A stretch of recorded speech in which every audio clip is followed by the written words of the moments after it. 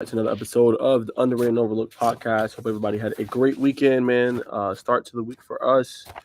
Lot to talk about today, man. We're gonna talk about our top performers from this past week. Also, we're gonna talk about the biggest games from week three, and also the biggest results. And then we're gonna talk some college football. Week one is officially here, so we're gonna talk about some of the biggest matchups, make some predictions, latest around Georgia Tech and also UGA, and then we're gonna conclude with big roster they cut today in NFL, and then obviously. Um, Trey Lance traded to the Cowboys. So we're going to recap all that and talk about that and what that all means. So, how you feeling today, Craig? Feeling good. All right, so we'll go ahead and not waste any time. Biggest results from week two. I'm gonna throw it to you, Craig. What you got? I think Creekside beating St. Peter's on Saturday. That was the ideal result for them ahead of that Mater Day game. 2-0 going into it, a huge opportunity. They impressed week one in Rome over Kennesaw Mountain, and so this is big.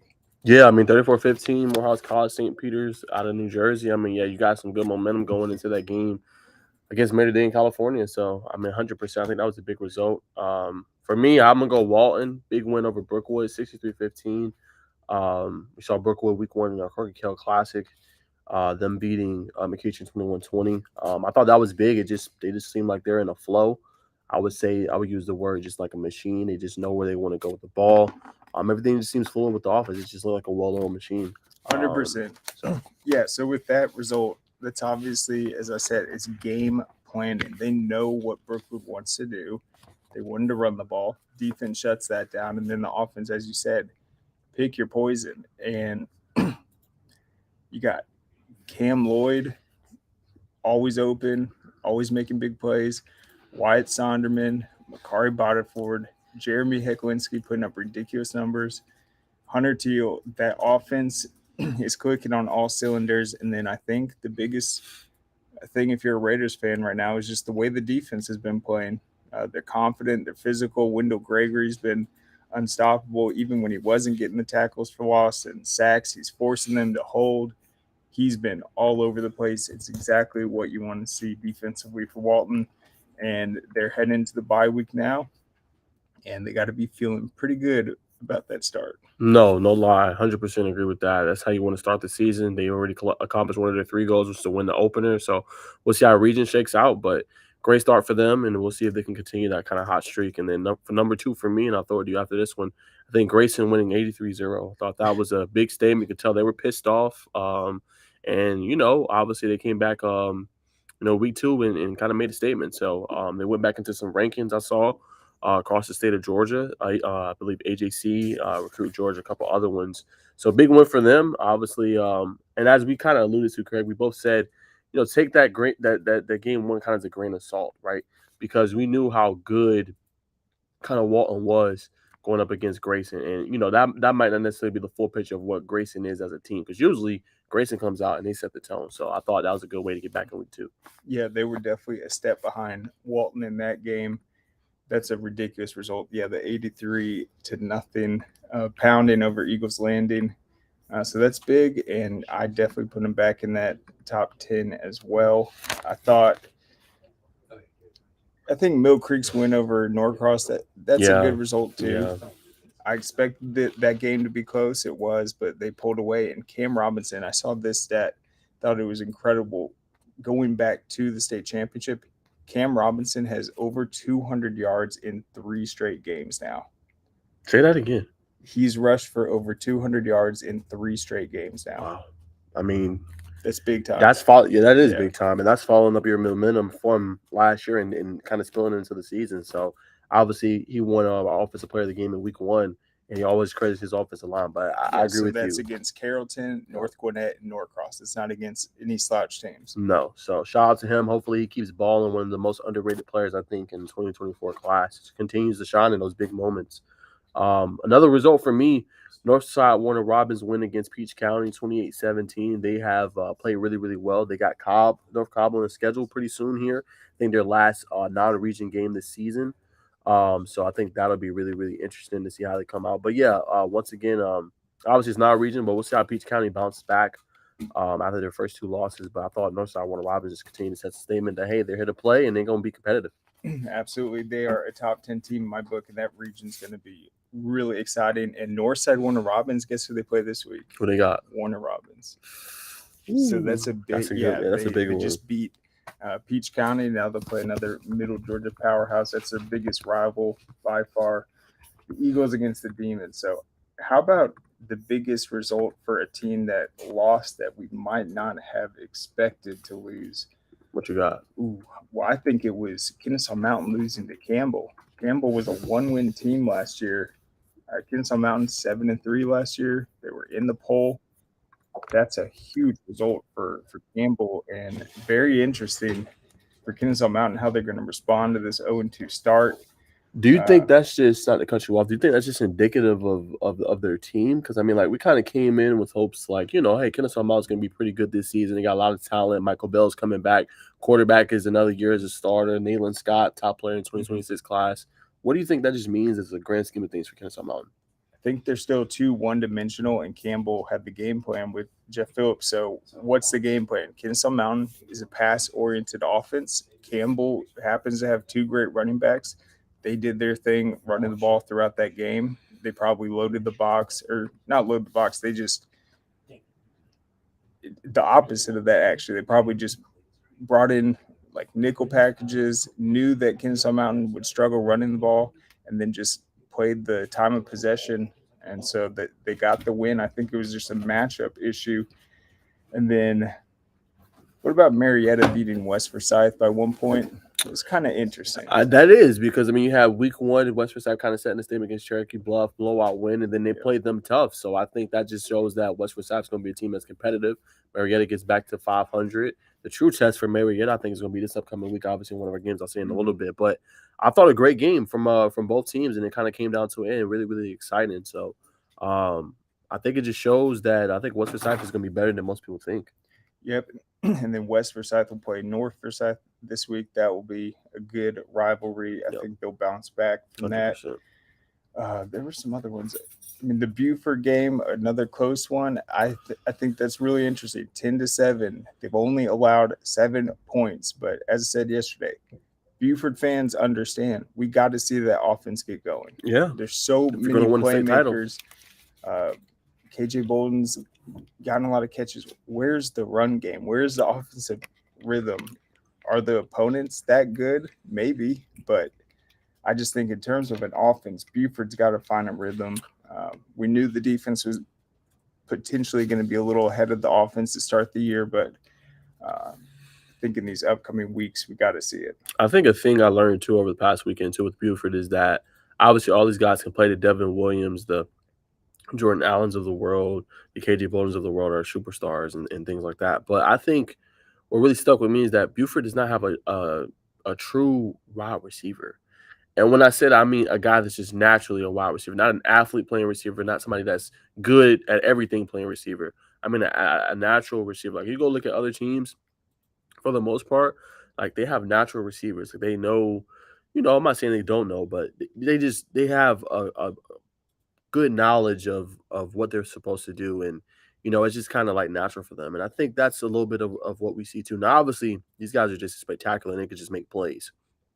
Um, but I think that's something that could be said too for Buford because when's the last time you've like, okay, hey, they've had a true, wide receiver one that actually, came up, been a receiver for years, freshman, JV, youth football, but instead of a guy, athlete playing receiver. That's a great point because that was one of the things we talked about with Dylan going there. It's Buford's historically a run-oriented team. They're loaded on the offensive line, so this is the best quarterback. But you're right. Who has been the top receiver for him? They haven't had that either. So we'll see what happens. But yeah, they look a little out of sync offensively. They haven't really been able to establish that. Another result, though, Trinity Christian beating Fellowship Christian. I think that was interesting. Fellowship looked outstanding week one against Mount Pisgah, but that game, I got to go back and see it because it looked like it was a battle between CJ Givers and then our guy Phoenix Moss, who had a really strong performance, showed his speed. And Phoenix Moss for Trinity Christian, that is a tough win. And so watch out for them in that Interesting. region. Yeah, 32-29. Okay, that was a good one. yeah. Phoenix Moss balled out, and then in that region coming up, LaGrange has looked rusty. Stars Mill has looked rusty. Um, Troop has looked incredible, but I think Trinity Christian they look pretty solid, and Phoenix Moss is definitely the guy for them. Um, Another big result in 4A, Callaway beating Cedartown.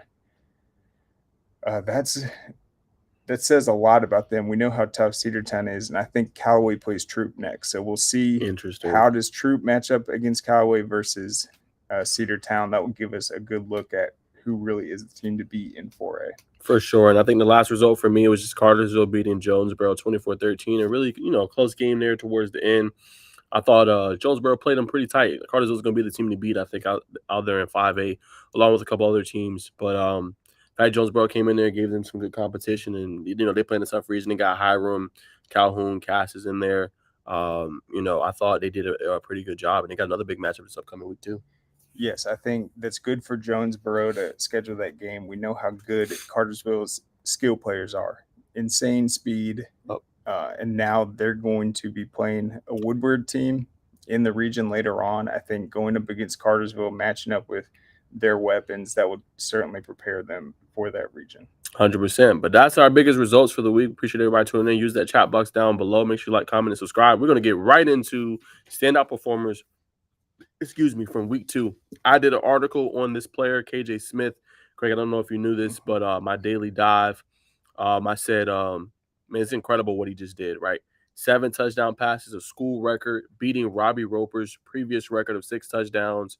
And also he did on the night that his jersey was retired. So I thought that was an incredible story. Talking to him a little bit and just him breaking the record for Roswell, having a great start to the season. We know what he did in 2022, 34 touchdowns, only 7 interceptions, 2,758 yards passing. So I think it was great, man. That was a phenomenal story. So I just wanted to give a shout out to KJ. I thought he had a great week against Centennial, and he continues to kind of build on a strong 2022 season for him. And I think the sky's the limit. He's currently right now tied second in the state in touchdown passes with 8. Yeah, and that is a really great story. I mean, that was so tragic what happened to Robbie, and then happened after the season. Then Roswell comes out last year, just gets off to an incredible start, makes it to the semifinals, and it's because they had KJ Smith at quarterback. They had these guys that understood just what it meant to put on the Roswell uniform. They've been honoring Robbie ever since. So doing it on that day, that's epic. Yes, 100%. So I had to give him some love for that, and what he did was just incredible and phenomenal story. Yeah, for sure. And gosh, Roswell, I knew they would have a favorable matchup against Centennial, but that says a lot. Yeah. 7 touchdowns. 71-7. Wow. Your boy Dylan Williams had 3 touchdowns, and Saquon Smith actually was incredible too. He had a kickoff return for a touchdown, 96 yards, and 3 touchdowns as well. Yeah, so they lit it up. Yes. 71-7. Hey, they had it going. Yep, for sure. Yep, but I'll throw it to you for the next one. All right, Sammy Brown of Jefferson. He does it all. I mean, 2-way player. He's a state champion wrestler. He's state champion in track. And apparently he's also punting the ball. So this stat line is just insane. He had 127 yards, 2 touchdowns on 15 carries. This is in their 30-14 win over Wren, South Carolina. Great team. Had 17 tackles defensively, 2 TFLs, a sack, and he had 3 punts in that game, 52-yard average on the punts. So he can do it all. That just shows what type of high school athlete he is, the type of player that Clemson's going to be getting once he just hones in at that linebacker role, and he's just an absolute beast. No, 100%. I mean, that's just an incredible stat line. I mean, I don't know how he doesn't tire himself out, but I'm not surprised. He got a great dad that coaches the sport, a great brother too that pushes him really hard. So, I mean, I'm not surprised, man, at this point. What can Sammy Brown not do? That's kind of my thing now. So just want to give him a shout out. I mean, that's incredible, man. That's the Iron Man type of an award performance. Yeah, let's not forget he squats like 650. Yeah. So when he punts the ball, he's punting the crap out of it. Yes, 100%. But yeah, next for me, I got to give some love to Kyle Vaca, man, wide receiver. 8 catches, 169 yards, and a touchdown against Alatuna. Big bounce back victory for the Cal Longhorns. Has been balling this season, right? He is currently fourth in the state with 278 yards receiving. So he's doing a good job. I think what's been most impressive is people sleep on his top line speed and his kind of getting downfield ability. And that's what's impressed me because I've talked about how he could get in and out of his breaks, how he's good with the intermediate ball. But I mean, he's just going past dudes. We've seen it week one.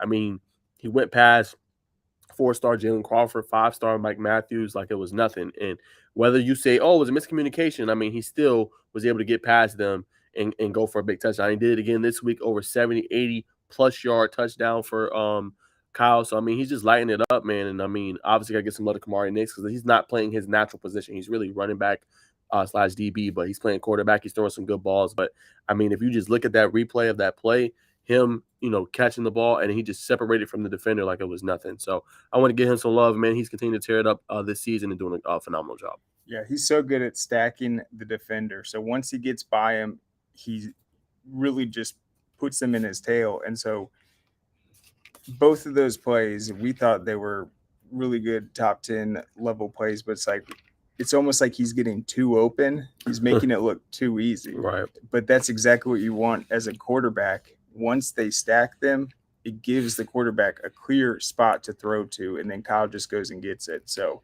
we've seen him really show his ability to extend plays with the deep ball. And then I think with these upcoming matchups, whether it's Pope, Northview, I don't think there's anyone on those teams that's going to be able to stop that Kel offense. And so I want to start seeing him hit these slants and just run people over and just show that side of his game. Yes, and don't be surprised if in the next couple of games he has a 200, 250-yard receiving game. If he does, you heard it here first, so don't be surprised.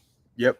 So I think he's leading all of 5A right now in receiving yards. He has the 2 touchdowns, made some other huge plays, but yeah, this isn't even off a lot of receptions either. That's just how explosive he's been. I mean, he's got to be averaging like 25 yards a catch. Yeah, easily. Yeah. But yeah, I'm gonna throw it to you, Craig. I know you got another one. Yeah, speaking of receivers, North Murray's Judson Petty, 16 catches for a state record 360 yards and 4 touchdowns. And he had 42 yards rushing and 11 solo tackles. That's just ridiculous. So state record right there. And it just reminds me, where did Ladd McConkey play? North Murray. Used to see similar ridiculous stat lines like that. North Murray actually lost to Dalton early in the year. Dalton's a great team. Don't sleep on them in 5A either, but that's just an incredible performance from him. He's listed as an athlete. He obviously plays both sides of the ball, but he can play that running back role, receiver, defensive back, and that definitely put him on the map. 100%. And for me, man, I got to show some love to my guy. I'm not gonna lie, he's probably one of my favorite players to watch. I think he's balling out, man. He started finally picking up some offers. I got a play I'm gonna show you guys, and I'm just gonna read his stat line. It is unfortunate, I think, sometimes that he doesn't get necessarily the love that he deserves because he has such great players that plays with him, and Aaron Gregory, and obviously James Johnson and several others. But I think he does a great job lighting it up. And you can't tell me this isn't the top play from this week. So I'm gonna go ahead and play it and roll it, and I'll let y'all be the judge.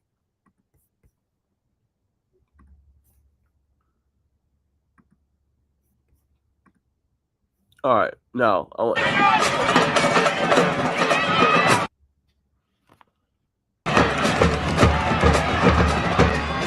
got 3 defenders in your area. Look at this, bro. Defender jumping up, and you still throw it down. Come on, man. What are we talking about here? Let's throw it one more time. Boom. Look, makes this defender miss right here. Please, gotcha. Go back to the other side. 3 defenders only. Boom. And goes out while getting the team ready. I mean, man, you can't get better than that. As I've said, he's definitely one of my favorite players to watch. I'll read the stat line. 29 of 33, 387 yards passing, 3 touchdowns, 88% completion percentage in the game against Maine. He continues to light it up. Last year, he had over 400 yards, I think 2 touchdowns, 1 rushing.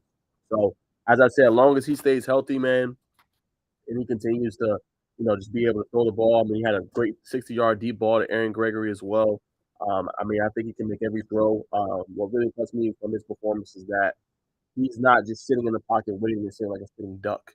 He's moving out of the pocket, has great pocket awareness, and he's not just looking to run. That's what I read about last year. He is moving out of the pocket and he's looking downfield, trying to make a completion or make a big play. So I admire that about his game. Someone get on him about the 2 turnovers he had and the fumble and then the interception, but I mean, man, that happens. So he's really impressed me to start the season. I got to give him some love, and man, hope it continues to kind of rise and blow up. But I think he's a quarterback there in 6A and across the state of Georgia. Really one of the most underrated players. It was 150 degrees.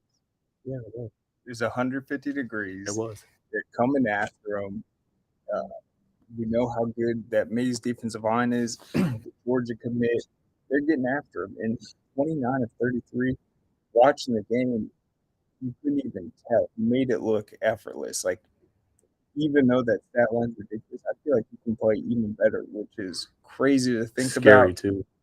He's not getting enough attention because last year he missed a few games. That hurts. That junior year is really important. But right now, he's top 3 in the state in passing, top in 2 yards. Definitely top 1 in completion percentage, 85% so far. Played a great Stockbridge team. Mays second week, so watch out for them. Definitely the the ideal start. And he is the heart and soul of that team. 100%. Yeah. 100%. But I'm gonna throw it to you, and then you got another one. Let's see. Who was Judd Anderson, Jones County. 10 of 15 passing, 175 yards, 4 touchdowns, and had 2 rushing touchdowns in the win over Tequila. So that's a big game. All these quarterbacks we talk about, Judd Anderson's another one. It's just hard to keep track of all of them. 100%. And then for me, I got to give some love to my guy, Gavin Hall out of Gainesville. Another spectacular performance, 22 carries, 187 yards, and 3 tutties. So you were my standout performer also from week 2. Big game for you, man. Obviously, you're doing a great job coming over there in year 1 in Gainesville in your senior season. So I just want to give some love to Gavin Hall. Really, man, he's impressive. He got a great burst. He's physical, hard to bring down. He's just one of those guys who want to get the ball in his hands, and they use him out of the backfield to catch passes. They use him running the ball, short yardage. You can use him anywhere. So want to give my guy a shout out, Gavin Hall from Gainesville. He needs to light it up. Yep, and then I have the stat line from the Walton game just on their offensive line. So they have 519 total yards of offense, set the school record. The offensive line, obviously, Daniel Calhoun's on there, Hudson Pruitt, Justin Kruger, Sam Trainer, and Patrick Burris. No sacks allowed and 8.4 yards per rush attempt against Pickett. That's just total domination. So when you talk about who might have the best offensive line in the state, Walton has dudes at every position. They're playing extremely well, protecting Hecklinski. Grayson, people say, oh, Hecklinski has all this time. Well, credit the offensive line because Grayson's got some dudes on defense. For Tyler sure. Atkinson, probably the most effective guy at getting into the backfield I've seen. 100%. So yeah, offensive line is continuing to block. Then they only allowed maybe 1 sack in that game. So they got a really good line. Obviously, it starts with Daniel Calhoun, but it's also as a whole their continuity and them protecting well and being able to be able to help out the rushing attack as well. So I think they're doing a great job, man. And shout out to you, Craig. That's big for the O-line. That's going to be very crucial going forward, especially if they're trying to win a state championship, which is obviously one of their goals. Next standout for me is BG Guerrera. Sorry if I said your name wrong. But he's from North Cobb Christian. 7 total tackles, 3.5 tackles for loss, 2 sacks, 3 QB hurries, and a forced fumble. So he had a magnificent performance for North Cobb Christian. Got to give him a shout out. He was just all over the field, disruptive, getting in the backfield, causing havoc, using the snatch move. So I had to give him some love, man. He's doing a great job for North Cobb Christian, and just being disruptive on the defensive line. Yep, for sure. And then I think, Colquitt County Carr had 11 catches, 152 yards, 4 touchdowns in the number Stockbridge. So Colquitt County, and that's a team that definitely scares me in 7A. Because you look at who lost a tough game last year in the playoffs that had a huge state championship potential. I think Walton did. I think Carrollton did. Colquitt did too. They're coming back extremely motivated, and that offense is definitely even better this year. 100%. And then last one for me is going to be John Senius. I think he's making a strong statement for all-state player. As far as just his kick returns. He's had 2 so far, had the big one, tried to give Grayson some momentum in week 1, I think over 90 plus yards, and then he had another one this week. So, I mean, he's dangerous, the ball in his hands, and I think he's making a strong statement for possibly being an all-state specialist this season if he continues to do that. Already 2 kickoff returns for touchdowns. So I want to give him a shout out. He's doing a great job there for Grayson. And, just a guy you want to get the ball in his hands. So great job by him this week. For sure. And I think is Grayson off on a bye this week? Let's see. Yep, so they'll be off. Then they got the South Carolina game, Spartanburg. Oh, sorry. They got 4 great tests. Okay. They're pretty good, too. That'll be a good test for them. 2 out-of-state games, then Lowndes. In the region. Yeah, we'll see. I mean, I like the chances to win that region. Obviously, got Parkview in the finale. That might be a really interesting top 10 game, but we'll see. It's definitely a good way to respond, and they need to get the ball to Cenas way more. Yes, 100%. But that's all we got, guys, for our standout performers. Thanks everybody for tuning in for that. We're going to get some love to some players across the state. So if you're watching right now and you're a player, definitely send us your stats, send us your highlights for a chance to be featured in our standout performers each week going forward until the end of the season. We love giving that and give some spotlights to some of the players with the top performances. So we're going to keep it going. Best games of week 3 in high school football in Georgia. I think for me, it's going to be on GPB, Westlake, Cedar Grove. I put that one because Westlake has had a strong performance to start the season. They have been really, really good. They pulled away from North Cobb late in the third, fourth quarter. They've made a statement so far. And I think the question is going to be about Cedar Grove is, and some people are thinking this, they're not really the favorite in 3A. I'm not going to come out on a limb and say that, but that has been kind of rumored around and a couple of instances that they're not going to be kind of that team to win it. But what I will say is that their offense looks impressive. I think EJ Coach is doing a great job. The offensive coordinator is doing a great job of them putting up points, 34 against Dutchtown and then 42 against Coconut Creek. But what worries me is their defense. Their defense historically is pretty good, right? They get off the quarterback, they force turnovers, their DBs are pretty good, defensive line's pretty good, but they're giving up too many points right now. So that's my big concern. You're going to go against a Westlake offense that likes to pass, run the ball, and then kind of build that off with play action. How will they look kind of in week 3? And I think it'll be a good test. They'll be on TV, another big game. So we'll see how they look this week. Yep, I like Westlake in that matchup.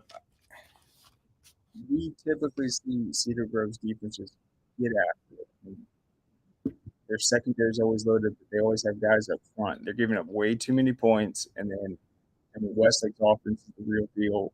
Juan Gaston up front, so much size. I think Westlake will be able to put up the points, and then defensively, I think they'll be able to make it a little difficult. I just think they have way too much talent on that Westlake team. It'll be a tough matchup, but another good test on that ridiculous schedule for Cedar Grove. 100%. So what you got for the next one? I want to see Savannah Christian and Marist. Who is going to win that one? So you got Marist in 6A. Have the big out-of-state win, had a tough loss to Gainesville week 1, and then you have Savannah Christian. You talk about who's the contender in 3A. This is a big opportunity to see how good they are. Yeah, I'm curious to see how effective they are running the football now that you speak of it, because you got some guys, a good rotation in there, and Damon Guyton, who's 2027, the strongly recruited player, and they also got Elijah Griffin, who was the top player basically in the 2025 class. So how will they shake up? How will they look? I think that's going to be really, really interesting if they're able to get anything going, because those two guys and their defensive line can get after you. So I think that's a great game to see how Marist kind of responds after that big win against Pike Row out of Alabama. For sure. And then let's just get the Thursday one out of the way. Douglas and Miller Grove. Very tough turnaround. Both those teams played on Saturday in the Bash. In the heat. Yeah, under 50 degrees. And then they got to turn around quick. They're going to be squaring off on Thursday. Douglas is undefeated. Miller Grove, they're coming off a big win as well. And last year, Miller Grove got the win. If Douglas wins, it will match their win total from last year. So I think a Douglas win will be absolutely massive, but I think it will be an intriguing matchup for sure. And we'll see if Ollie Dargan, number 4 for Miller Grove, can have another MVP game. Yes, 100%. And then for me, obviously we talked about earlier in the show, Creekside Mater Day. That's going to be such an interesting game. Can Creekside go and make a statement against Mater Dei, a top team nationally every single year, breeds D1 players and athletes all over the field that go on and end up playing in the NFL. Like, how will they look, right? And to me, obviously, Georgia's already on the map as one of the top states in the country in football. But I mean, you putting them on a whole nother platform. You go and you handle your business against Mater Dei and you win. That would be the talk of the town, I think. And obviously, a lot of people say that would be an upset. But if Creekside just continue to do what they're doing, the defense will lock up the way we know they can. And their front can obviously they got a big front. They got Makai Baru, who's going to Florida.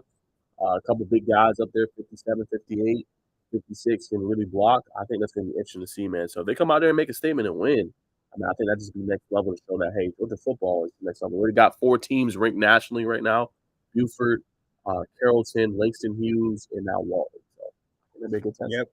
And we saw Travis Terrell dominate week 1. And then in this latest one, who was it? Roger from the Prairie. So they have 2 guys that can share that role. Both can go off. One guy can truly dominate. So to have that depth, I'm interested to see which one's going to have the standout performance. And then another game for me, Douglas County and McEachern. I want to see what happens in that one for sure. Yeah, 100%. McEachern's 0-2 right now. They played a really tough week 1 game. But can their defense kind of shut down the offense for Douglas County? I think this will be different. Maybe it won't be as hot. The thing about Douglas County is, how mentally tough will they continue to be? Right? I think Coach Johnny White does a good job. But that game early, man. I mean, that was a test, man. It was like 20-7. They looked a little lethargic. They looked like they wasn't really giving maximum effort. But I get it. I mean, you're in the hot sun, playing both sides of the ball. But they just came out third quarter, and Aaron Gregory talked about focus and determination they had, and the words that was kind of said at halftime, and that just made a difference. But if they can do that for 4 quarters, what they did in the third quarter to a team, they're going to be a state championship contender. I undoubtedly believe that, because if you can go on a 28-0 run and you shutting them down, you're getting pick sixes, you're throwing the ball, you're getting it downfield, you're running down the clock. And if their running backs can continue to be big impacts, I mean, I think the sky's the limit. So once again, I agree with you. That's a big game. How will they look? Really talented secondary, really talented offensive line for McEachern. How will they come out and look kind of in week 3? Douglas County nearly put up 42 points in that one quarter. They had 4 defensive backs out. They had to play offensive guys, third string guys, backups.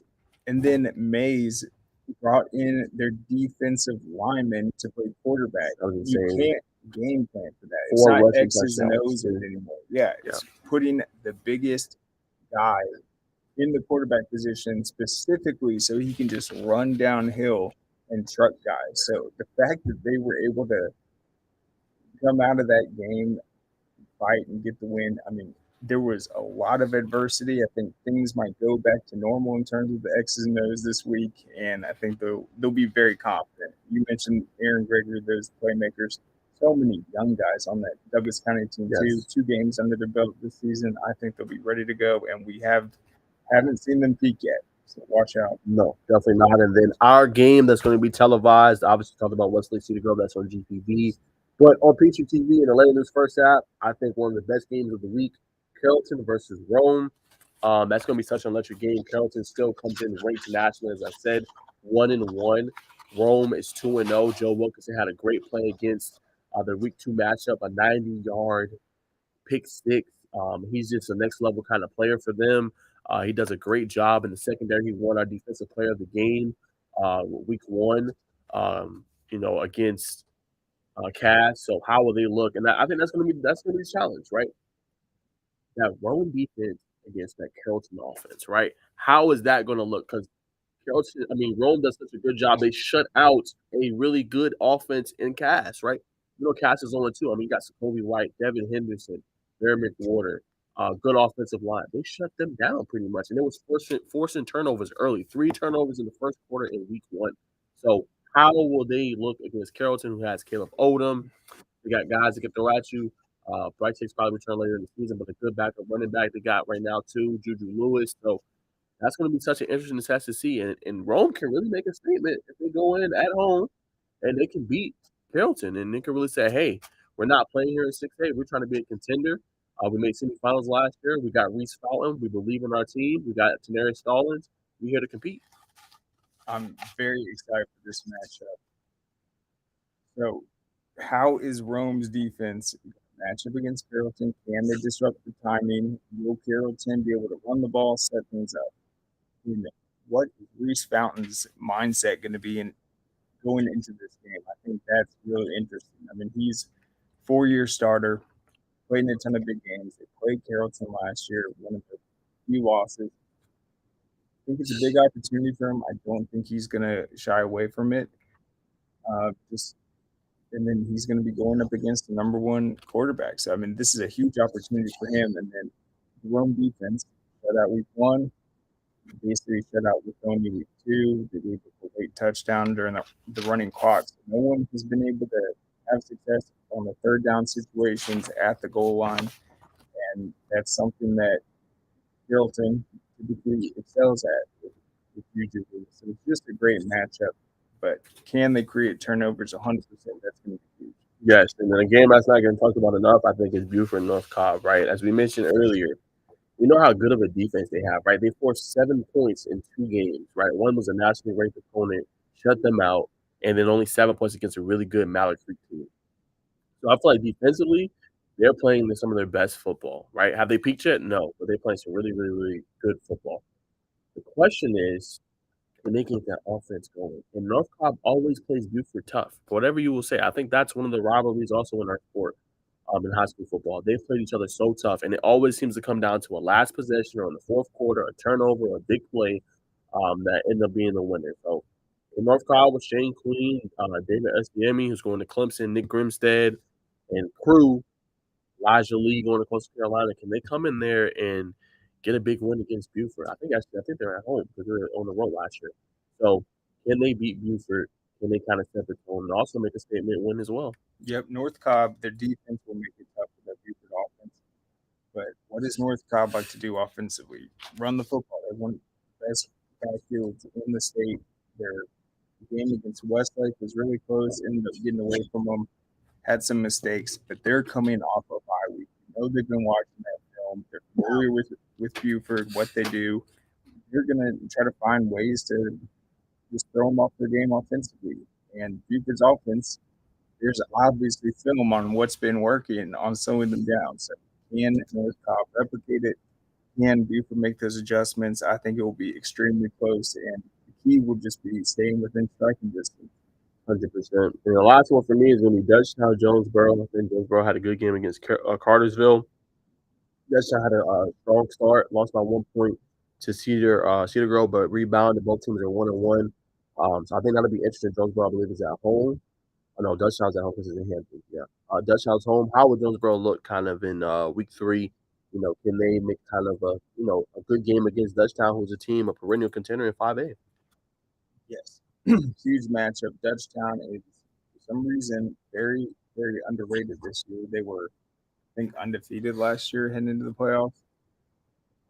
Just an outstanding team. I think their quarterback's been balling out. So that'll be a tough matchup for Jonesboro 2 weeks in a row. Cartersville and Dutchtown.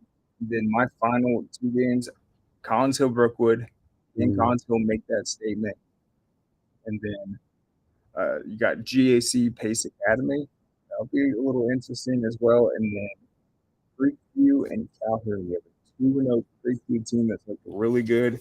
Calhoun's coming off that win over Carver, but I think it's going to be a very tough matchup for him. Trey Townsend at quarterback, Calhoun has some good throws, but they're still at like that 45-50% completion percentage. So the offense still has some things to work out, and I think Creekview will be a tough matchup. Yeah, Creekview's been tearing it up. They're 2-0 so far this season. Has been beating opponents really good. So yeah, another good test for Calhoun to see, how they kind of shape up against good competition. Because obviously they had a big win against Carver Atlanta, who's a pretty good, another stable team. Finals and then semifinals last year, and they beat them pretty good. So we'll see how they look against Creekview. And then going to our next segment, underrated player turn up the season. I got 2.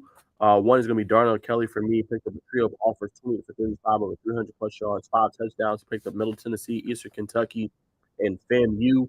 I want to give him a shout out as well. I think he's starting to get known now, and I kind of knew it early on in the summer. And when he was tearing it up against Norcross, obviously 7-on-7, to say it's not real football, but that gives you a good test of the timing, throws he can make. camaraderie got with his receivers. So I thought he's been doing a good job. And then number two is Jordan Triplett and St. Simons, running back linebacker, 699 yards rushing right now and 9 touchdowns. Two underrated players, I think, that are going to continue to blow up. Doing a good job so far this season and continue to impress. Me, Kyle Vaca. He's tearing it up. Yeah, 100%. You look at him coming to Kel for the first year. He's got 2 years at Johns Creek starting under his belt, starting or playing the major role. These first 2 games were so huge for him. One, you have the Parkview game. You got Peyton going down. The offense looks like a complete mess in that first half. He makes the big play. This last week, bringing in Kamari at quarterback has another big performance. They hit this stretch. I'm telling you that Kel offense is going to be lighting it up. So I think in terms of underrated guys, he did exactly what he needed to do those first 2 weeks. 100%. And we're going to leave it there, y'all. We're going to move to our second segment of the show. Appreciate you guys tuning into the high school segment. We're getting some college football, man. It is here. It is finally here. Got some games this past weekend, obviously week 0, but, I mean, this is the nitty-gritty. Big games this weekend. Week 1 is finally here for us. So that game's Friday, Saturday, Sunday, and Monday. So let's go ahead and get into it. Caleb Williams dazzles in his debut against San Jose State. Well, not really his debut, but I guess his junior campaign. 278 yards, 4 touchdowns, 72% completion percentage, an incredible throw that just kind of went viral on ESPN and everything. Kind of just, under pressure, under duress, throwing a laser across the field. Was just incredible in their debut for USC. What I will say about Caleb Williams and USC, I think they're going to be in any game. What concerns me is always the defense. I feel like he's kind of that Mahomes of college football. And the only reason I say that is because you don't want to give him the ball with less than 2 minutes left or something like that. I feel like he's going to always make plays, always keep your games, dazzle you. But I just feel like, I mean, if your defense is giving up 70 points to San Jose, you're going to play people competition, right? You're in the Pac-12 for your final season. You're going to be playing Oregon, who got a good offense, and go next to that. You got to think about Colorado too. You got to think about UCLA, right? You got to think about these offenses, and and that's what's been historically known for Pac-12 teams, right? Not really good offenses, not good defenses, and kind of going into shootouts, right? Big 12 is known for that as well. So we'll see how it shapes out, but I just want to give him some love. Obviously, Caleb had a great week 1 debut or week 0 debut, but that's the only part that concerns me, the defense. Yeah, I mean, they're going to score 45, 40 points a game, but when you're giving up 30, 35 points, things can get pretty hairy and close. So I thought in terms of his numbers, exceptional, 4 touchdowns, 4 different players, everyone's involved in that pass and attack. He looked incredible, but as you said, like that defense, if you're giving up 30 points a game, it's going to be a problem. Yeah, I mean, you're not going to go, and let's say they do contend for a college football playoff spot. You're not going to go beat no good team if you can't stop them. You're not going to beat a potential Florida State or a potential Georgia or a potential Alabama or possibly a Clemson or Ohio State if you can't stop anybody. Obviously, you'll be able to score with them, but sometimes you got things that happen, right? You go 3 and out. You got a big sack, right? You got a turnover. You got to have your defense to make big plays. 100%. That's why they lost to Tulane in the bowl game last year. Yeah, they did, and they had the game won in the Pac-12 championship and blew that too. Their chance to possibly go to playoff. 100% agree. But yeah, I mean, he's gonna get it done. Yeah, for sure. He might even win another high. We'll see. But for me, this is my segment now, latest around Georgia Tech, and I throw the crazy intel for Georgia. Haynes King is going to make his first start for the Yellow Jackets this upcoming week against Louisville. We'll do a game pick in just a second here. So I think that's really interesting around Tech. How will he look, sophomore quarterback? Will he be able to come in and kind of make throws, kind of be big and kind of set the tone, right? Louisville's obviously not the same team they've been when they had Lamar Jackson, but this would be a good start to the Brent Key era for Georgia Tech. Can he come in there, make the good throws? Got a lot of receiving weapons, a lot of good talent there. So how will he look? And then they're going to be running back by committee, right? No standout running back. Dante Smith, Trey Cooley, Jamie Felix, and then Evan Dickens. They're all going to share the role. And that's Brent Key kind of alluded to. Kind of said, obviously with how you see it in the NFL, guys that get really, really banged up, right? And you got to have multiple guys. You got to have 4 to 5 guys to be able to come in and kind of spell. And it's a position that gets hurt pretty easily. So I thought he made a great point, right? Having guys that can come in and fill the role and not miss a beat. So I think that's going to be key for them. And then another note is ACC is actually known going by a 3-5-5 model, right? Meaning no football divisions anymore. And basically they're going to play two teams annually for Georgia Tech, Wake Forest, and Clemson every single year, and then they'll rotate other teams in pretty much. So open now, no divisions, no. I think it was ACC Coastal. I think it was it was ACC Coastal, and there was another division, but no more of that anymore. So that's really really interesting. And then two is that also they have a deal in place with MBS, Mercedes-Benz Stadium, a 6 year at least one home game at MBS. And right now they're 1-2 all time. So their first game is actually at MBS playing against Yeah. One of those losses, I think, was that brutal one in overtime to Tennessee. They had years ago. Alex Ewald was at that game, and that was actually one of the first games played at the Benz, and they've since updated it in terms of adding another exit. But it took them over 2 hours to get out of that game, and so as a Tech fan, he was not happy. No. They blew the game, and then it took them 2 hours. I think that Louisville Tech game is going to be very interesting. Louisville's obviously favored in it, but I don't think the Yellow Jackets have necessarily showed people their cards. You don't really know We what to don't know. expect. No. So that has, yeah, that's exciting for them. That bowls in their favor too. Yeah, I'll go on to Georgia now. So my big thing when you're a starting defensive lineman at Georgia, that's a big deal. It might not be nationally a big deal, but to Georgia fans, they know what that means. Like that is these position defensively. That's the position that's putting all these prospects into the NFL. Kind of represents the dog identity defense. So this season, Michael Williams, how big of a role is he going to play? Injury last year, he had 2 starts. We saw him play at Hardaway. He played in Georgia Elite. He's been incredible. He had, I think in our Georgia Elite game, he was a sophomore that went up against the juniors. He had 4 sacks. Rusty said it was the first time he's ever seen guys getting triple teamed. We asked him afterwards, "Hey, what'd you think? Was that a average game for you, or how'd you do?" He's like, "No, I've done better. I've had better stat lines." So he's taking on that role now. He knows how big it is with the track record, your Jalen Carter's, all the success they've had at that position. Jordan Davis. Exactly. And so Michael Williams has a chance to set the tone, be that guy in the defensive line. I think that's the most exciting aspect because that alone will show. I hate saying this in here because I know it makes people uncomfortable, but is Georgia the new Alabama? Meaning, do they just have a system in place where they're they're basically just like turning these great prospects into the top in the country? So Michael Williams, he's been exceptional coming off an injury, taking over that role. Can he lead the defense? Can he just be nasty in the trenches? I was going to play a hype video for UJ, and it had more profanity in it than I've ever seen coming from the coaches. It's like they aren't telling these guys to go out there and get their fits. It's no, they're there. You know what's in that effing dirt. So physically, he's going to have a spotlight on him. There's a lot of pride in that position.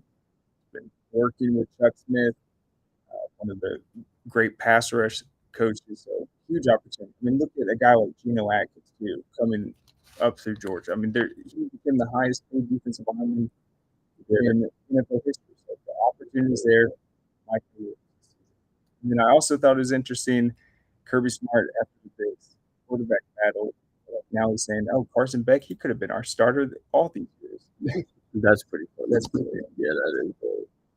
Real quick, just on that. Obviously, I got to talk to Michael Williams. Obviously, when he was young, was a I think he was actually a senior. But what was so impressive is that despite him being a freshman last year, he was getting a lot of playing time. And you seen it towards the end of the season. He was getting in. He was being disruptive. He was creating, sacks. He was causing disruption. You've seen it in their college football playoff game against Ohio State. You've seen him in the championship game. So he's made a lot of lists actually going into the season as far as preseason guys to watch, preseason guys that are really, really great. So I think he's made for the moment. I think he's ready to go, and I think he's going to have a big impact for the Georgia Bulldogs this year. And obviously, as Craig alluded to, a great story about what he did in high school. So it wouldn't surprise me if he balls and he dominates this upcoming season. He's one of those guys, one of two guys actually in Georgia's defense that has been highlighted. Another guy was also Malachi Starks. Both guys went to Georgia schools, Georgia high schools. I mean, so those two are primed for big years, I think, for Georgia, and I think it'll be really interesting and fun to watch. Yeah, Malachi is a freak athlete too. He basically played quarterback in the triple option or on whatever Jefferson had. I didn't know that. Yeah, I think that was Sammy Brown's freshman year. Interesting. Yeah, I didn't even know that. Wow, he was incredible. Intriguing, but that's all we got as far as intel on both of the teams, Georgia Tech and Georgia. We're gonna go ahead and go through some game day picks with me and Craig. We got some of the top matchups. I think Craig got a couple more he wanted to add in, but Louisville, Georgia Tech, a little bit one we talked about. I'm going to roll with Tech with the upset. I know Louisville is a 7-point favorite, but I think Georgia Tech is in a new era. I've been saying for the past pretty much year now. And I think Brent Key has a good pulse from that organization and that program. And I think he's going to put a statement in week one and show, hey, we're not here to play.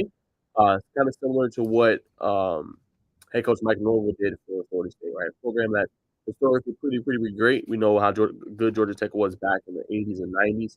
And they haven't been on track in a long time. Had some great athletes, had some great players. But I think he's going to set the tone week one. For Louisville, I'm not saying it's going to be a blowout, but I think he's going to show that, hey, Georgia Tech's here to play. They're here to be competitive. And I think I got them with the win. Yeah, and so Brent Key, I mean, he's really known for expertise the offensive line. Right? So if Georgia Tech is to beat Louisville, what do you think would be the strength? Like, what do you think would be defense, just physicality up front, not turn the ball over? I mean, I think it'll be the physicality up front. I think being able to win at the line of scrimmage, which will help set up their run. I think they can run the ball well, kind of get the defense on their heels. They can set up play action, take a little pressure off of Haynes King. And I think if they can get the ball and some of their weapons down the field, which we've seen some in a little bit of their spring game, they can do. And they just ball in their hands. I think they're pretty good. I think the big test is going to be their defense. How good can Tech defense be this season? We've seen them kind of struggle the past couple of years. Can they actually get after the quarterback? Can they create disruption and turnovers? Can they cause havoc? I think that's the biggest question defensively. yeah, that's going to be a great game, and I think it will be a long battle to connect it. Get after it for 4 quarters. You want to beat Louisville. Well, I'd say they're going to cover, but man, picking them in the victory, that'd be huge. It wouldn't get much better than that. 100%. I don't know if I can go with them. No, I got you. I All get right. it. Go with Louisville. All right, so that's the first disagreement. Craig got Louisville. I got Tech. I'll let him lead the second one. LSU and FSU. I'm gonna go with the Tigers. Interesting. I'm gonna go with Florida State. I think they just set the tone, excuse me, in the beginning of the season.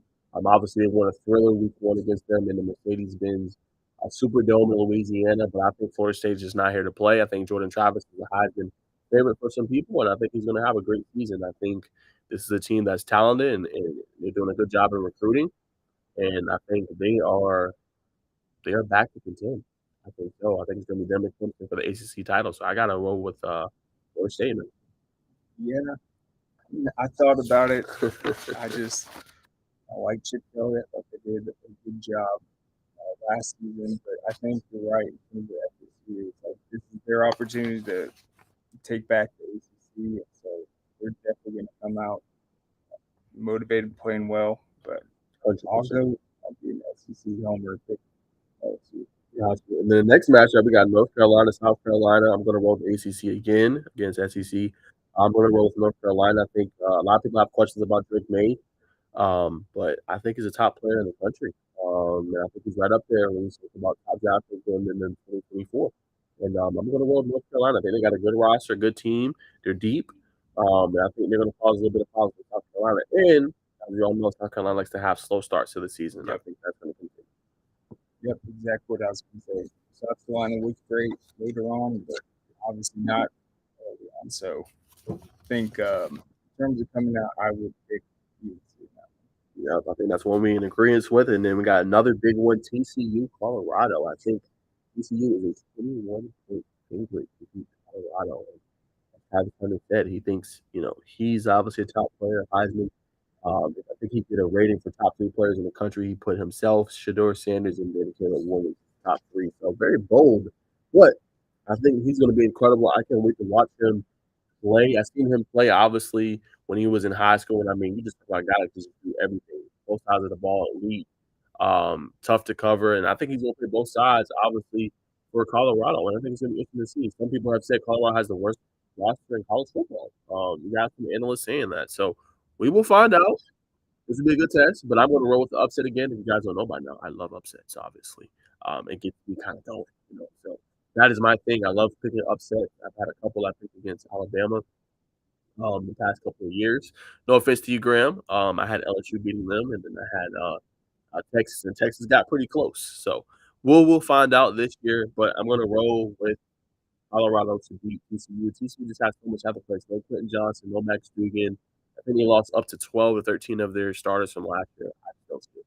Yeah, didn't TCU have some of the most draft picks this last year?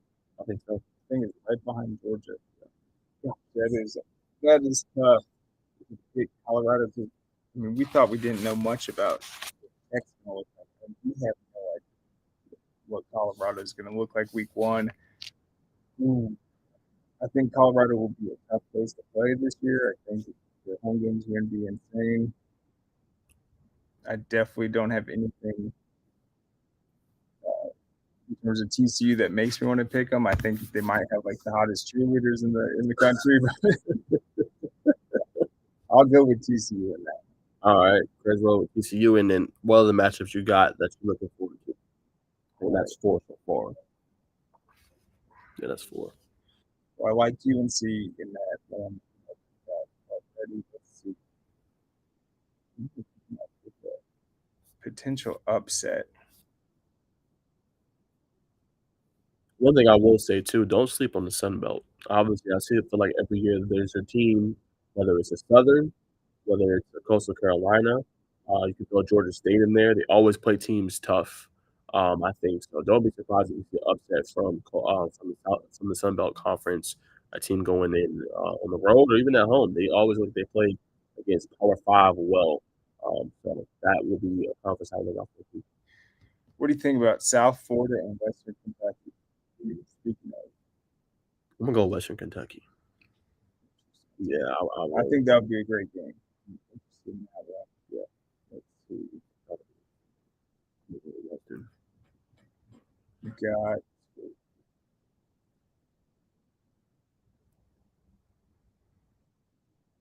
one set, guys. Another one down. That's an interesting one. I just seen one. Penn State, West Virginia. Penn State, as we said in the AP poll, I think they're ranked too high, 7. So obviously it's a home game. Um, it's hard to pick an upset on the road, but I think West Virginia's going to play them competitive. But how good is Penn State actually this year? I think some years they get kind of overrated a little bit, but we're going to find out. Yep, and then I mean Virginia, Tennessee. Does Virginia have any chance in that one? Too much talent. Joe Milton, Josh Hope, another year. And then it's all fake. Tennessee got that one. What about Fresno State? I'm going to Purdue. I think Purdue will be better than people think. I got them beating Fresno. A good one we haven't talked about, Craig, is actually a Monday night one, Clemson Duke. I think that'll be interesting. We've seen Clemson be kind of sometimes a favorite, kind of coming out, and then they'll kind of falter early. So how will they look? Clay Klubnik's a good quarterback. They got the best linebacking core in the country, Jeremiah Trotter, and obviously, some of their other guys. Who else was tearing it up? That just the guy named Low Barnes. What role will he have? He might be a special teamer, but he kind of tore it up in the spring game. Will he have some minutes and some rotation in there? Good running backs as well. I can't forget about that.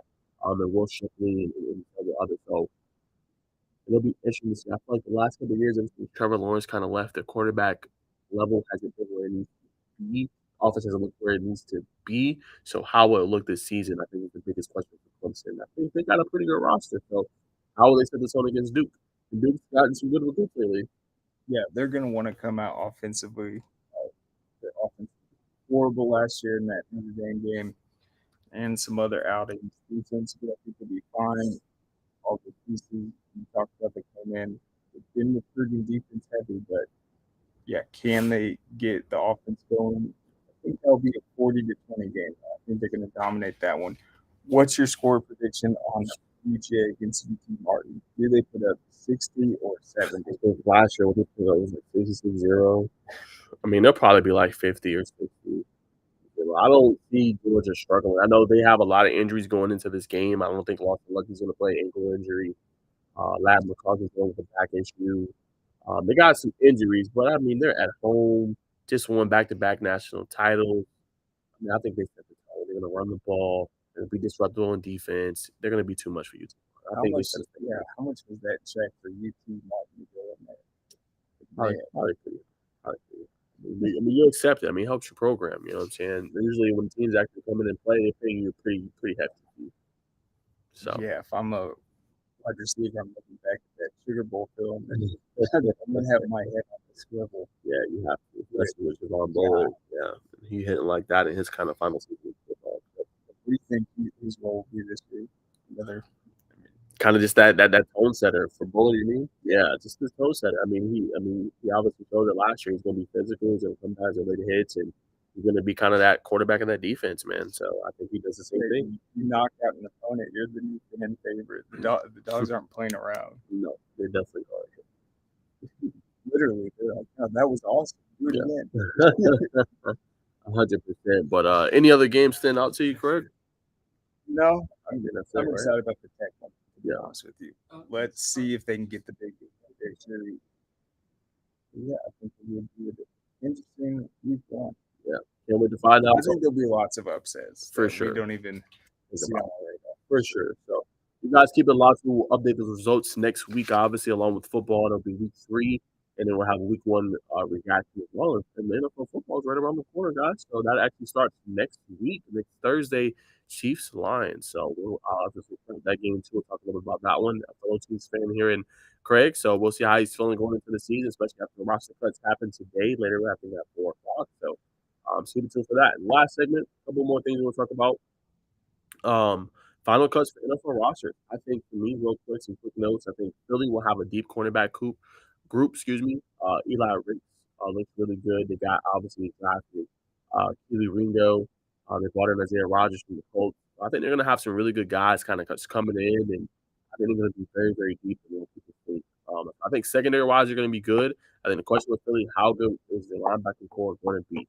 Right, that obviously Kobe Dean, seen how good he was. Didn't play a lot last year. He is going to be their starting linebacker. We know they kind of historically keep that linebacker, not willing to pay a lot. How will he look kind of being the commander of the defense, setting the tone kind of in year 2 and sophomore campaign for the Kobe Dean? We're going to find out. They got a lot of talent. Heard Jalen Carter's going to get a good rotation for them. Coming into this season, going to play a pivotal role for the Eagles. Obviously, got Jordan Davis, who had a good rookie season. How good will Jalen Carter be? And some of the others. I think they got Nolan Smith too, if I'm not mistaken. So how will the Philly Dogs, as they call them, how will they be this upcoming season? That's one of my notes. Another note: will my Bengals finally move on from Jackson Carman? I think it's time. He's looked absolutely awful. No disrespect to him, but I think you have to keep Lyle Collins, put him on the PUP list, physically unable to perform. Let him be a death piece for you, in case something goes wrong. And I think you just got to move on. You got to cut ties. Sometimes I think we keep players too long when they're past their prime or past, what we wanted. It's okay to cut ties and move on. And I hope we do that. No offense to him. I'm wishing him best in his career. Obviously, we missed on that pick, but it's okay. It's a second round pick. Let's move on. Let's get in guys that, want to be there. Let's get in guys that are going to be big on the offensive line.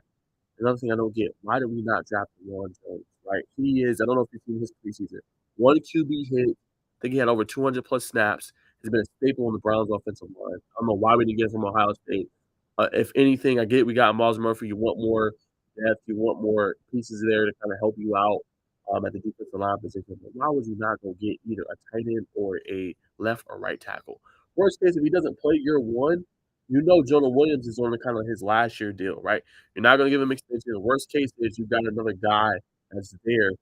Because obviously a lot of times has kind of an injury history. You got at least a rookie in there that can learn from some greats and just kind of come in and be that guy, be that death piece for you. So we'll see what they do. But I mean, I just want to shout him out. He's been having a great preseason as well. And last thing for me, Bears backup Tyson Badgett, undrafted QB. He was a zero ranked recruit coming out of high school, went to D2 school. He is now the Bears backup quarterback. Incredible story. He beat out a couple guys, so I just want to give him a shout out. I think that's big for him. It's not easy to go from not being recruited, go to D2, be undrafted, go to the NFL, and then ball out so much that you get a backup QB role. I think that's a Yeah, that is. And the backup quarterback role, that's going to be one of the main things that we're going to see on the chopping block. And I think last year proved it with a lot of big playoff teams, having guys that third string, second string, they all know they call it the Brock Purdy effect. And we're actually still seeing development in that situation with Trey Lance, who I think that's very intriguing. I wanted to ask you though, do you think that move is just a smart move for the Cowboys, or do you see it as pressure on I see it as pressure on back, as I've been saying. And I've been telling you guys, obviously, he has lofty goals of 10 interceptions or less, but this is a ticking time bomb. Okay? So, as I've been saying, the Cowboys have the most talented roster, or one of the most talented rosters in the NFL, right? You got Trayvon Diggs, you got CeeDee Lamb, you got Michael Parsons, you got DeMarcus Lawrence. Offensively, you got Tony Pollard, right? They just got Brandon Cooks. You got weapons galore, and this team, like Jerry's spending this money, he does not want to keep coming up short in the divisional round or in the first round of the playoffs. He wants to go deeper. They have not made an NFC Championship game in over 25, 30 plus years. So with Dak, contract extension kind of on the way around the corner, and they're saying he's going to get a contract worth of $300 million. Look, man, if he comes and he doesn't perform, I think that spot's going to be there for Trey Lance. I think that's what they're saying in this. Dak, if you don't perform and we don't have an NFC Championship or a Super Bowl appearance this year, we're not going to extend you and we're going to move in a different direction. I think that's what that move means because you don't make that move unless you're thinking about, okay, hey, is Dak really the guy? Now I know they say, oh, it's not going to affect them and everything like that. We've seen trades like this before, Craig, which we said, oh, it's not that. And the next year, boom, falls all apart. We've seen it recently with Philly, right? Obviously, they drafted Jalen Hurts. You don't draft a QB that early unless you're like, oh, hey, I have questions about my quarterback, right? You're not taking QB second round or first round, or maybe even third round, and you have questions about your quarterback. You might take one for a backup in fourth, fifth, sixth, seventh round. That's what the Niners did. So I think with this move, they have questions about it. And I think if he doesn't give optimal performance and they fall up short, they might not necessarily need to win the Super Bowl, but if they don't get an NFC Championship game or Super Bowl, I think they're like, okay, hey, we might move in a different direction. was this a smart move for both teams? Do you think San Francisco should have done it for a fourth round pick? San Francisco did good moving on, cutting their losses. I think that Cowboys got a great deal for it, and they got a guy that's athletic and that can possibly be a great backup for them. But I don't mean to throw salt in the wound, Craig, but can we just talk about how much of a botch of a pick that was? I mean, you gave up 3 first-round picks and took the guy number 1, number 3 overall, over 2 guys, as I will continue to say, and I told Craig this on Saturday, 2 guys that were the number 1 and number 2 players in the country and went to Ohio State and then went to Clemson. Played each other twice, went 1-on-1 against each other, and showed you in the national championship game what he can do. And you still chose a guy from, no offense, BYU, who is now going to play super competition because they're in the Big 12 now. They're going to play better teams. And a guy that went to North Dakota State that was only 1.5 years starter. Come on, man. What are we doing as far as talent evaluation? We overthink it. We overlook it every single year. Every single year we find a way. Oh, this past year, oh, CJ Stroud has some character, or he has some concerns about this. He didn't go to a mini camp. Who cares? He went to a college football playoff game and he played against some of the stellar competition. What are we doing? Tell me, what are we doing when we evaluate this position? Why do you not want a guy that has played in the top moment, in the biggest moment of his career, and shine and outperform the competition against stellar opponents? I just I fail to get it. I don't. My like No, I think you're 100% right. And you were talking about like same sort of deal. Like, why wouldn't you get an offensive lineman that for a top offense that's going up against top defenses every single week and has full seasons of experience? Why? And then is it because they are looking for red flags on each one? Like you said, it's like, oh, this guy didn't score high enough on this. Even Jeff Saturday was talking about it. He's like, they said my arms were too short. He's like, these short arms have locked the same people my entire life. What are you talking about? literally, Like I they just just come up with any excuse. literally, and I don't get it. It just doesn't make sense. Like, you know what I'm saying? Like, just evaluate it the way it's supposed to be evaluated. I don't understand it. What else are you looking for?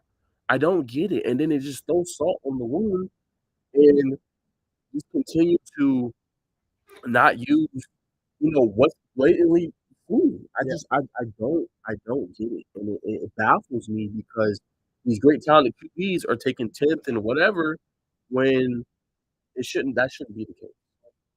not at all. But yeah, like back to the Jeff Saturday thing. It literally took someone basically shaking people out of this trance and saying like, "Hey, there's a guy that's better than all these other people. I've seen it myself.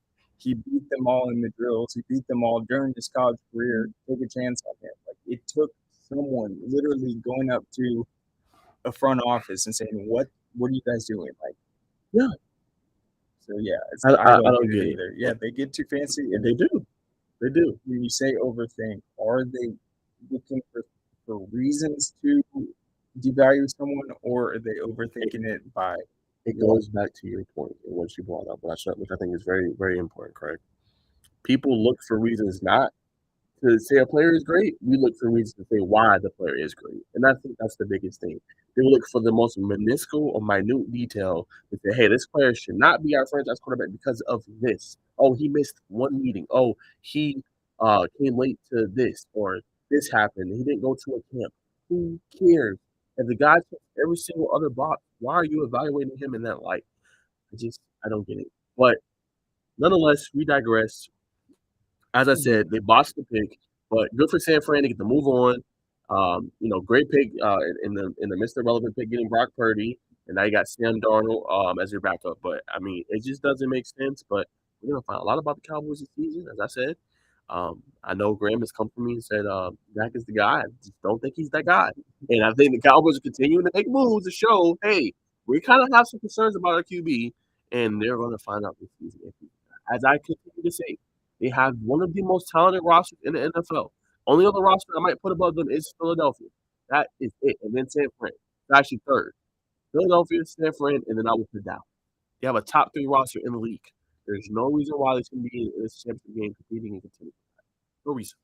yep. Well, maybe that applied pressure will play out. But yeah, what the heck went on in San Francisco with their quarterback situation to even come to this point? You can make the argument the Jets too. Yeah. But that's all I got. Craig, I thought any closing thoughts you have, or any big headliners you want us to talk about before we leave the air?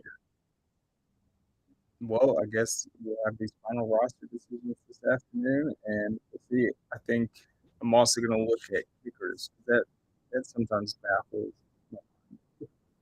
You'll see them cut kickers and then they're missing field goals, and they have to re-sign. It's like, how hard is it to find out who's the better kicker? So, is Rodrigo Blankenship, is he still on? I think he was on one roster. I think he's with the Bullets last time I checked. I think K York is on the kind of hot seat for the Browns right now too. Yeah, I think he got 1-1 on 36. Okay, so he got waived last week. Yeah, I mean, kickers always get floated around. We see a lot of backup quarterbacks kind of get put back on. It's almost like a transfer portal portal at this point because once these injuries happen, some guys just keep reappearing. That's it. That's it. So, yeah, we will see. But thanks, guys, for tuning in, man. We appreciate you guys. Hope you guys enjoy the show. We will see you guys next week. Craig's show will be back tomorrow, Wednesday, for GHSA State Title. So tune in for that. I'll be back on Thursday for my show. And we'll see you guys soon. Have a great rest of the weekend. We'll see you guys